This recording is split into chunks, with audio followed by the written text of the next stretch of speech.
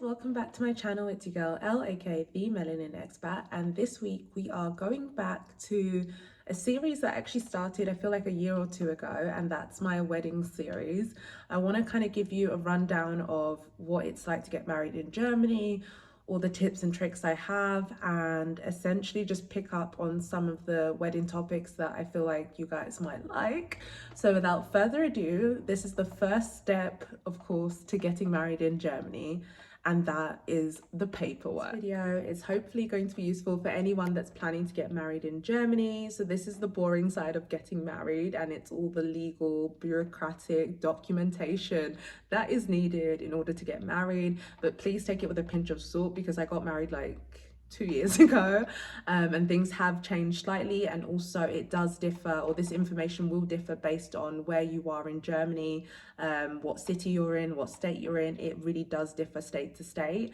So yeah, this is just a generalization of some of the documents you will need to get married. But one thing I would recommend off the bat is contact your local Standesamt, because they will be able to tell you what you need, the timelines, and all of that good stuff. So without further ado, let's get into it. First thing you need is a copy of your ID, and it will ideally be your passport. You need a valid passport that also is not going to expire anywhere between the time of you actually having the Standesamt appointment.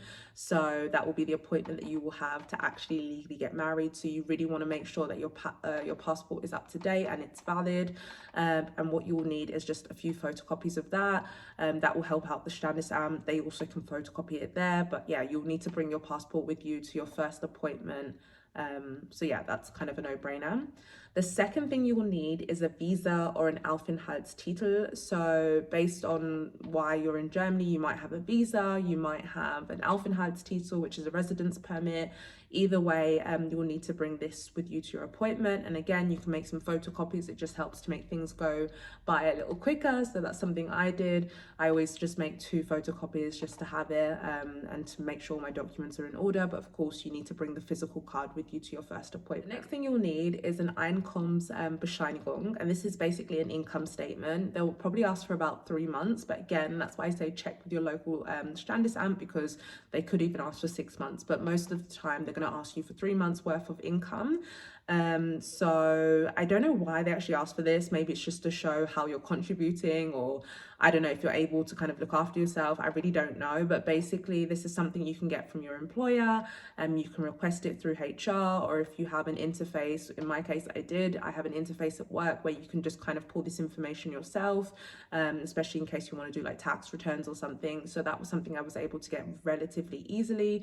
What I did as an extra plus is that I attached my my company contract as well, so to show that I had been employed for several years there. I don't think they really needed it, but the more information the better. That's just something I did, and something you can also do. Okay, so another thing that you'll need is this document to basically prove that you're allowed or available to get married. It's something that your Standesamt might request, but I actually looked it up on the website, so I thought I needed it, but actually when I spoke to them, it turned out that there was another route I could take. But before that, I didn't know it, so I was literally out here stressing, trying to contact like different government bodies to try and get this document. And it was really difficult. Like I went on the uk.gov website, and I was like trying to, all these email addresses, calling all these 0200 numbers that like cost 5p 7p a minute. Like it was crazy, to get this document that said that I was basically not currently married and I was free to get married. And then in the end, because it was so difficult to get, I called the local Standesamt, and they told me that I actually didn't need it, that even just having a document that I created that said that I hereby swear, you know, with your full name and everything, date of birth, all of those details, passport number, all of that stuff, that I hereby swear that I have never been married, or I'm not currently married, and that I will be getting married, you know, of my own free will, something like that. And you can really Google it on the internet. It's really easy to find, but of course this has to be in German. I had my husband check over it, and yeah, that's what I used, and I basically signed that. So again, that's why I say contact your local Standesamt, because sometimes the website will even say things that you need, and when you call them, they're like, no, that's fine, you don't need it. Or, you know, maybe you do do need it, so definitely contact them to avoid any stress or misunderstandings. On top of that, another document you might need is basically a divorce document or a naturalization document or a change of name document. In my case, this wasn't relevant, but again, if you've been previously married, if you've had a name change, any of that good stuff, if you've changed nationalities or like naturalized or whatever, you might need some documentation to kind of prove this. And in any case, if it's in your local country language or any other language but German, you will need this translated. And when I say translated, it's not going on to Google, you know, translating the document yourself. It's really getting a legal translator to make this document for you in Germany. And basically they'll have a stamp as well of approval that they're a legal translator, and that's what you'll need to do.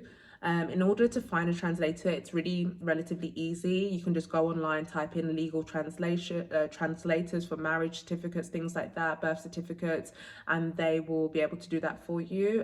In my case, I only needed a translation document for my birth certificate, and I think I paid anywhere between like 80 and 100 euros at the time for that. So it could have increased. It probably, I can imagine, cost like 100 plus euros now. Again, if you know a legal translator, then you might get it cheaper or for free. But yeah, I paid like 80 to 100 euros at the time. And basically I had to take my birth certificate, the actual copy, to her, which I was really, really scared about because I was like, girl, this is my life. But luckily I found someone that was quite local. So she was like 15 minutes walk from me, took it to her. She had a look at it because I think they actually need the actual document. They can't translate like a legal document without actually having the actual document. So I gave it to her in like obviously like a envelope and stuff, not envelope, like a sleeve, like one of those clear sleeves, so she wasn't going to do anything with it. And yeah, she was, you know, very professional. She got it done in like 48 hours, super quick.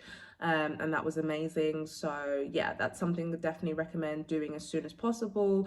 But one thing to note is, sorry, not as soon as possible, the translations that you have, especially your birth certificate translation, cannot be older than 6 months. So yeah, there's kind of like a timeline to everything. So if you know that you're not going to get married for like another year or two, then obviously this is something you don't need to get translated right now. But just getting all your documents together, that was something that was a little bit stressful for me because I had to fly home during kind of an uncertain time around like COVID still being like a topic and stuff, and get my birth certificate because I didn't want my dad to send it to me through the post. And then have it back here, and then also time it in terms of our actual marriage date, to make sure that the translation wouldn't be older than 6 months. So that's something you have to be aware of, and I don't understand why. Like literally, I could understand if they requested it not to be older than like 1 year, but like 6 months, it's really specific. If anyone knows why, please explain, because it's actually quite interesting. But yeah, that's one thing to note. And also in general, the appointments only open up 3 months in advance. So if you have a date or a timeline that you want to get married, you have to constantly be on the website and waiting for your date to become available. And it could be that you don't get your date. So in our case, we were based in Düsseldorf, and we wanted to have our legal marriage in Düsseldorf because obviously that's where we lived. And in the end, we realized that we weren't going to get the date that we wanted because it was really, really filling up super quickly. And again, they were only releasing 3 months in advance. And the way we wanted it to be is that we wanted our Standesamt, so our legal wedding, to be like on the same week of our actual wedding. So we had the Standesamt on the Thursday, and then we were getting married on the Saturday. I would not recommend that. I think getting married a week before is completely fine. But I just wanted it to be kind of all together because my family was coming, and I wanted it to be so that they could be here for like a week or so and have like all of the main events in one go. I don't kind of regret it, but in terms of like the stress around the wedding, I think it would have been fine to have it the week before. But anyways, we realized that we weren't going to get our date because it was just filling up super quick. And we decided to end up getting married in a different town, which was actually Hahn.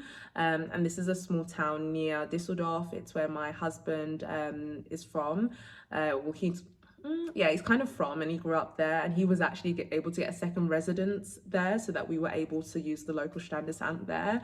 So that's what we did, and it worked out for us. And we were able to get our date, and we had no problems. We were able to pick like the time because it's such a smaller town. So even though there's people getting married, there's less competition in comparison to a big city. So if you're in a big city like Düsseldorf or Berlin or Frankfurt or Stuttgart, just keep in mind that you have to be a little bit flexible, or it could be that you might not get your first choice of date, but at the same time you can have luck. I know friends that got married and they had a lot of luck and it worked out for them. Yeah, these were just some of the documents that I needed in order to get married here in Germany. Again, this would be relevant for anyone who is not German marrying a German citizen. If you're two international people, two people that are non-Germans, I would say don't do it. Like, don't do it. It's not worth it. I had so many friends that went to like Denmark or got married in their home country because it was just a much smoother, cheaper, quicker, less stressful process. And what you can do is when you come back to Germany, you can have your marriage certificate translated with a legal translator and then apply for it to be recognized here. So I think that's also a process in itself, but I think it's a little bit less stressful. It's not as intense, and it's something that you can do at any time. Good luck. I hope this process goes very smoothly for you, and I will catch you in my next one. Bye.